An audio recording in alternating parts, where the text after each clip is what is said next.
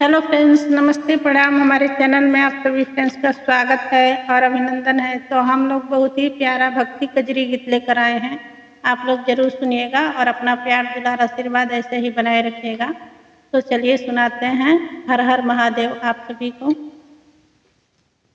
गौरा भोर उठी शिव के मनावे लगली, चरण दबावे लगली ना।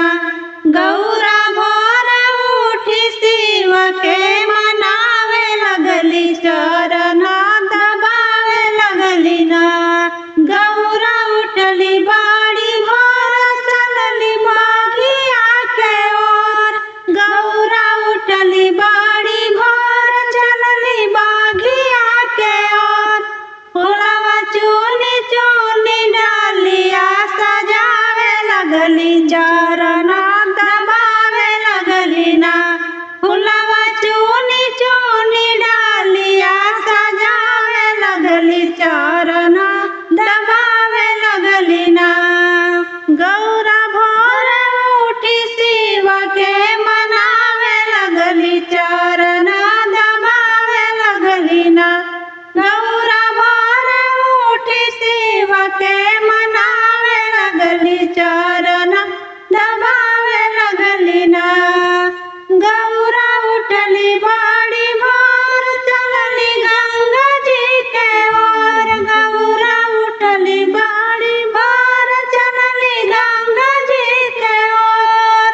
गंगा जलवा भरी कलशा भरावे लगली, चरण दबावे लगली ना। गंगा जलवा से कलशा भरावे लगली, चरण दबावे लगली ना। गौरा भोर उठी शिव के मनावे लगली, चरण दबावे लगली ना। गौरा भोर उठी शिव के मनावे लगली, चरण दबावे लगली ना। गौरा उठली बाड़ी भोर, चलली बनवा के ओर। गौरा उठली बाड़ी भोर, चलली बनवा के ओर।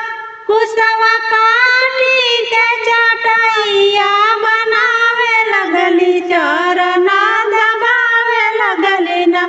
कुशवा काटी के चटैया बनावे लगली, चरण दबावे लगली ना। गौरा भोर उठी शिव के मनावे लगली, चरण दबावे लगली ना। गौरा भोर उठी शिव के मनावे लगली, चरण दबावे लगली ना। गौरा उठली बाड़ी भोर, चलली जंगल की ओर। गौरा उठली बाड़ी भोर, चलली जंगल के ओर। भंगिया धतुरवा तूरी थारिया सजावे लगली, चरण दबावे लगली ना। भंगी धतुरवा तूरी थारिया सजावे लगली, चरण दबावे लगली ना।